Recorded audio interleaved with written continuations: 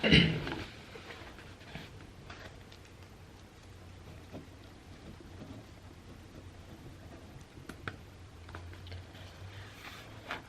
20th, 1888.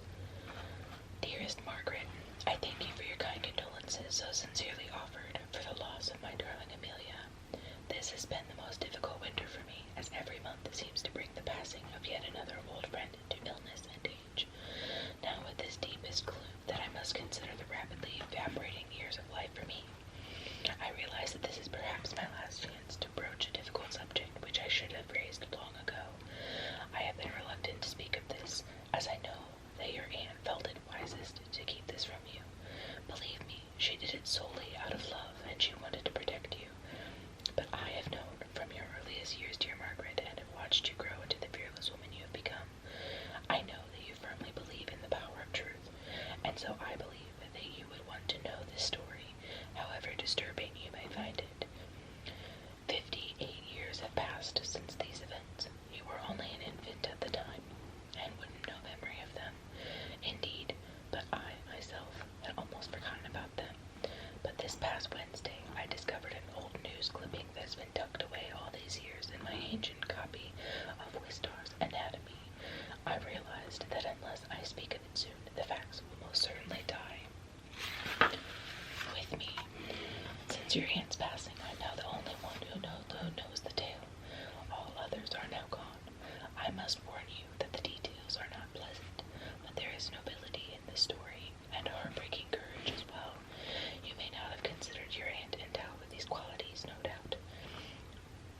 No doubt she seemed no more extraordinary than any other gray-haired lady whom one passes on the street, but I assure you, Margaret, she was most worthy of our respect, worthier, perhaps, than any woman I have ever met. Now the hour here grows late, and after nightfall an old woman's eyes can stay open for only so long. For now I enclose the news clipping which I earlier mentioned. If you have no desire to learn more, please tell me. And I will never again mention this. But if indeed the subject of your parents holds any interest for you, then at my next opportunity I will once again pick up my pen, and you will learn the story, the true story, of your aunt and the West End Reaper. Chapter 1. The Present. So, this is how a marriage ends, thought Julia Himmel as she rammed the shovel into the soil, not with sweet whispers goodbye, not with the loving clasp of her 30 hands 40 years from now, not with children and grandchildren grieving around her hospital bed. She lifted a scoop of earth and pulling it aside, sending rocks clattering onto the growing mound. It was all clay and stones, good for growing nothing except blackberry canes, barren soil like her marriage, from which nothing long-lasting, nothing worth holding on to had sprouted. She stamped it down on the shovel and heard a clang. She felt the concussion slam up her spine as the blade hit the rock, a big one. She repositioned the blade, but then when she attacked the rock at a different angle, she could not pry it loose. Demoralized and sweating in the heat, she started down the hole. All morning she had been digging like a woman possessed, and beneath her leather gloves, blisters were peeled open. Julia's digging had stirred up a cloud of mosquitoes that whined around her face and infiltrated her hair. There was no way around it. If she wanted to plant a garden in this spot, if she wanted to transform the weak joke yard, she had to keep at it. This rock was in her way. Suddenly, the task seemed hopeless. Beyond her puny efforts, she dropped the shovel and slumped into the ground, landing on the stony pile of dirt. Why had she ever thought she could restore this garden and salvage this house? She looked at the tangle of weeds and stared at the sagging porch, the weathered clapboards. Julia's Folly, that's what she should name the place. Bought when she hadn't been thinking straight, when her life was collapsing. Why not add more flotsam to the wreckage? This was to be a consolation prize for surviving her divorce. At 38 years old, Julia would finally have a house in her own name, a house with a past, a soul. When she first walked through the rooms with a real estate agent, she gazed at the hand-hewn beams, spied a bit of antique wallpaper peeking through a tear in the many layers since she had uncovered it. She had known this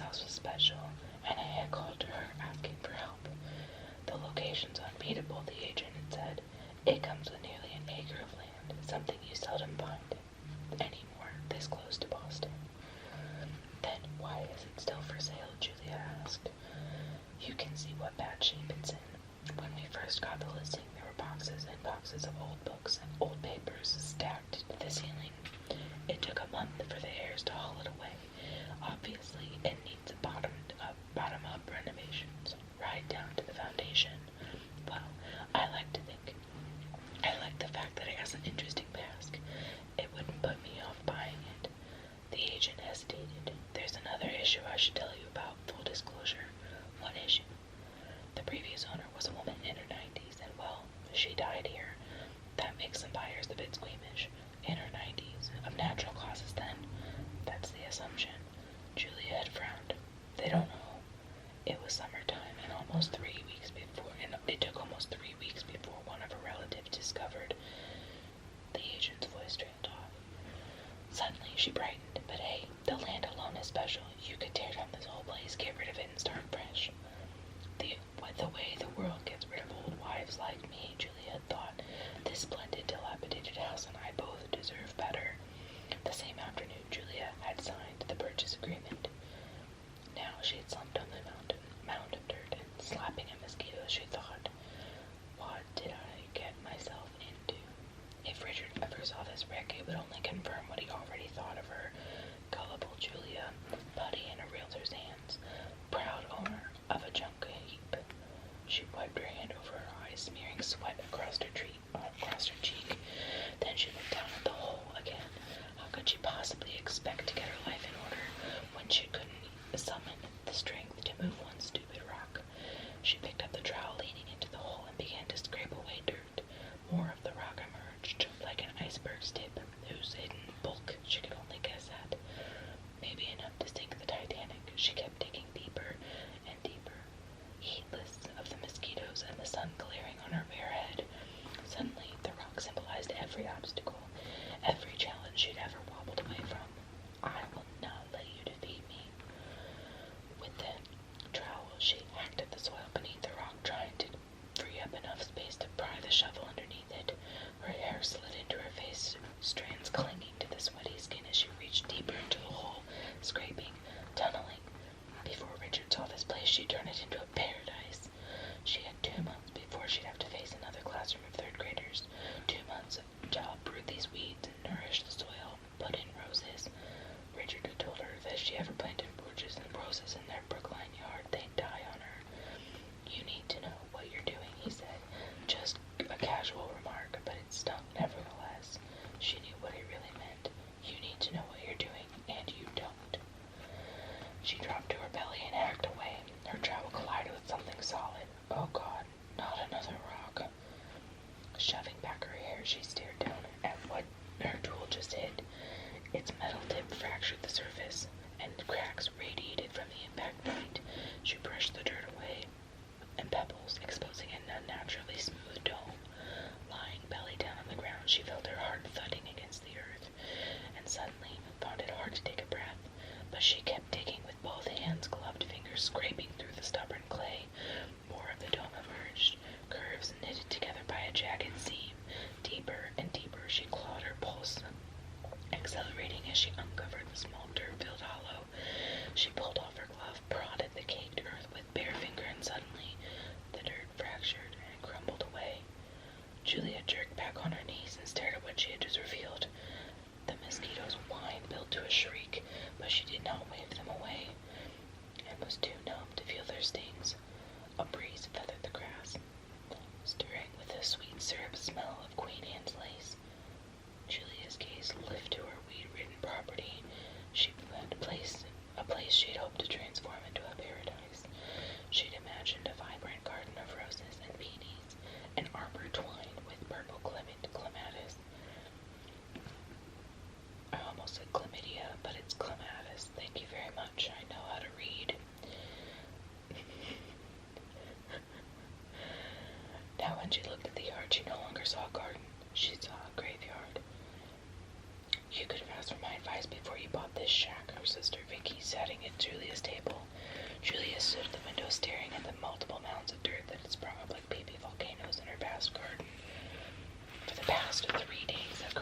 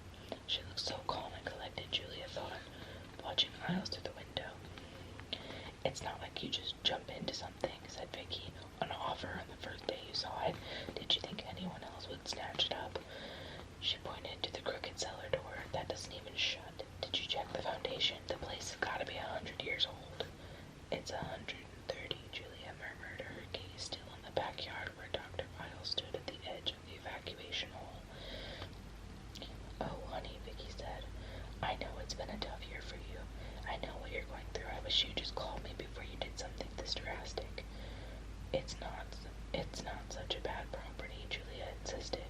It's got an acre of land, it's close to the city, and it's got a dead body in the backyard. That'll really help the resale value. Julia massaged her neck, which was suddenly knotted with tension. Vicky was right. Vicky was always right. Julia thought, I poured my bank account into this house, and I'm now the proud owner of a cursed property. Through the window, she saw another newcomer arrive on the scene. It was an older woman with short gray hair, dressed in blue jeans and heavy work boots. Not the sort of outfit one expected for such a grandmotherly type. Yet one with more queer character followed wandering through her yard today. Who were these people converging on the dead? Why did they choose such a profession, confronting every day what most people shuddered to even contemplate? Did you talk to Richard before you bought it? Julia went still. No, I didn't talk to him. Have you heard from him lately at all? Vicky said. The change in her voice, suddenly quiet, almost hesitant, made Julia at last turn to look at her sister. Why are you asking? Said Julia. You were married to him. Don't you call him every so often just to ask he's forwarding your mail or something? Julia sank into a chair at the table. I don't call him, and he doesn't call me. For a moment, Vicky said nothing, sat in silence as Julia so stoically stared down. I'm sorry, Vicky finally said. I'm so sorry. You're still hurting. Julia gave a laugh. Yeah, well, I'm sorry too. It's been 6 months. I thought you'd be over him by now. You're bright. You're cute. You should be back in circulation. Vicky would say that. Suck it up, Vicky, who 5 days after her appendectomy charged back into the courtroom to lead her team of attorneys to a victory. She wouldn't let a little setback like divorce trip her week. I'm gonna have some more tea.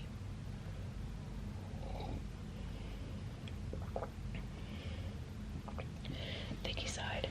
To be honest, I didn't drive all the way over here just to see the new house. You're my baby sister, and there's something you should know. Something you have the right to know. I'm just not sure how to. She stopped, looking at the kitchen door where someone had just knocked. Julia opened the door to see Dr. Isles looking coolly composed, despite the heat. I wanted to let you know that my team will be leaving today, Isles said, glancing at the excavation site. Julia saw that people were already packing up their tools. You've finished here. We found enough to determine this is not an ME case. I've referred it to Dr. Petrie from Harvard. Isles pointed to the woman who just arrived, the granny in blue jeans. Vicky joined them in the doorway. Who's Dr. Petrie? A forensic anthropologist. She'll be completing the excavation purely for research purposes if you have no objection, Miss Hamill. So, the bones are old. It's clearly not a recent burial. Why don't you come out and take a look? Vicky and Julia followed Isles down the sloping yard. After 3 days of digging, the hole had grown into a gaping pit, laid out on a tarp for the remains. Though Dr. Petrie had to be at least 60, she sprang easily to her feet from a squat position and came forward to shake their hands. So, you're the homeowner? She asked Julia. I just bought the place. I moved last week. Lucky you, Petrie said, and she actually seemed to mean it. Dr. Idle said we've sifted a few items from the soil, some old buttons, a buckle, ornament, clearly antique. She reached into an evidence box beside the bones. And today we found this. She pulled out a small Ziploc bag through the plastic. Julia saw the glint of multicolored gemstones. It's a regard ring, said Dr. Petrie. Aristocratic jewelry that was quite the rage in early Victorian era. The names of the stones are meant to spell out a word. A ruby, emerald, and a garnet, for instance, would be the first 3 letters in the word regard. This ring is something you give as a token of affection. Are those actually precious stones? Oh no, they're probably just colored glass. The ring isn't engraved. It's just a mass-produced piece of jewelry. Would there be burial records? I doubt it. This appears to be something of an irregular instrument. There's no gravestone, no coffin, fragments. She was simply wrapped in a piece of hide and covered up. A rather unceremonious burial, if she was a loved one. Maybe she was poor. But why choose this particular location? There was never a cemetery here, at least not according to historical maps. Your house is about 130 years old, am I right? It was built in 1880. The regard rings were out of fashion by the 1940s. What was here before 1940?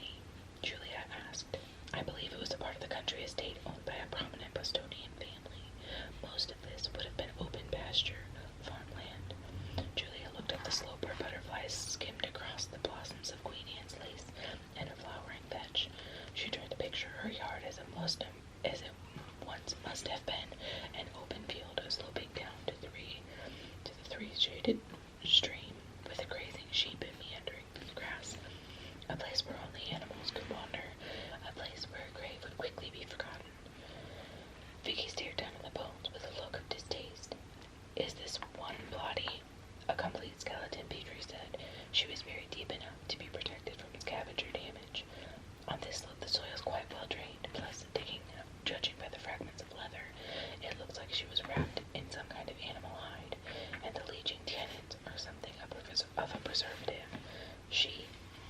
Yes, Petrie looked up, sharp blue eyes narrowed against the sun. This is a female. Based on dentition and the condition of her vertebrae, she was fairly young, certainly under the age of 35. All in all, she is in remarkably good shape, except for the crack you made with your trowel. Julia flushed. I thought the skull was a rock. It's not a problem. Distinguishing between old and new fractures. Look.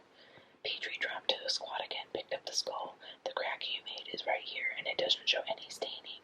But this crack right here on her parietal bone. And there's another one here on the zygomatic bone under the cheek. These surfaces are stained brown from a long exposure to dirt. That tells us that these are pre-morbid fractures, not of the excavation damage. Pre-morbid, Julia looked at her.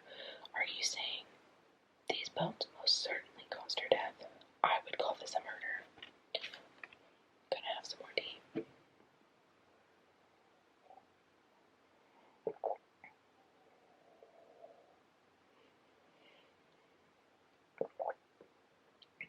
In the night, Julia lay awake listening to the creak of the old floors, the rustle of mice in the walls. As old as this house was, the grave was even older. While men were hammering together these means, laying down pine floors, only a few dozen paces away, the corpse of an unknown woman was already moldering in the earth. Had they known that she was here when they built on this spot? Had there been a stone marking the site? Or did no one know she was here? Did no one remember her? She kicked aside the sheets, and laying sweating on top of the mattress. Even with the windows open, the bedroom felt airless. Not even a whisper of a breeze to dissipate the heat. A firefly flashed on and off in the darkness above her, its light winking forlornly as it circled the room, seeking escape. She sat up in bed and turned on the lamp.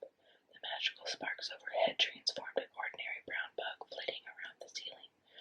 She wondered how to catch it without killing it, wondered whether the fate of one lone bug was worth the effort. The phone rang. At 11:30, only one person would be calling. I hope I didn't wake you, said Vicky. I just got home from one of those endless dinners. It's too hot to sleep anyway. Julia, there's something I wanted to tell you earlier when I was there, but I couldn't, not with all those people around. No more advice about this house, okay? This isn't just about the house, it's about Richard. I hate to be the one telling you this, but if I were you, I would want to know. You shouldn't have to hear this through the grapevine. Hear what? Richard is getting married. Julia clutched the receiver, gripping so tightly her fingers went numb. In the long silence, she heard her own heartbeat pounding in her ear. So, you didn't know? Julia whispered. No. What a little shit he is, Vicky murmured with enough bitterness for them both. It's been planned for over a month, that's what I heard. Somebody named Tiffany, with an I. I mean, how cutesy can you get? I have no respect for any man who's marrying a Tiffany. I don't understand how this happened so quickly. Oh, honey, it's obvious, isn't it? He had to be running around with her while you were still married. Did he suddenly start coming home late and there were all the business trips? I wondered about those. I just didn't have the heart to say anything. Julia swallowed. I don't want to talk about it right now. I should have guessed a man doesn't ask for a divorce right out of the blue. Good night, Vicky. Hey, are you okay? I just don't want to talk. Julia hung up. For a long time she sat motionless. Above her head the firefly kept circling desperately, searching for a way out of its prison. Eventually it would exhaust itself. Trapped here without food, without water, it would die in this room. She climbed up onto the mattress. The firefly darted closer. She caught it in her hands, palms cupped around the insect. She walked barefoot to the kitchen and opened the back door. There, on the porch, she released the firefly. It fluttered away into the darkness, its light no longer winking, escape its only objective. Didn't know she saved its life. One puny thing she was capable of. She lingered on the porch, breathing in gulps of the night air, unable to bear the thought of returning to that hot little bedroom. Richard was getting married. Her breath caught in her throat, spilled out in a sob. She gripped the porch railing and felt splinters prick her fingers. And I'm the last to find out. Staring into the night, she thought of the bones that had been buried just a few dozen yards away. A forgotten woman, her name lost to centuries. She thought of the cold earth pressing down as a winter snow swirled above, seasons of cycling, the decades passing, while flesh rotted and worms feasted. I'm like you, another forgotten woman, she thought, and I don't even know who you are. I am going to put a bookmark in it here, and we can read the rest of the chapters. We're starting on chapter 2. We can read the rest of the chapters on another video. So, I'm going to finish my tea. There's only a little swallow left.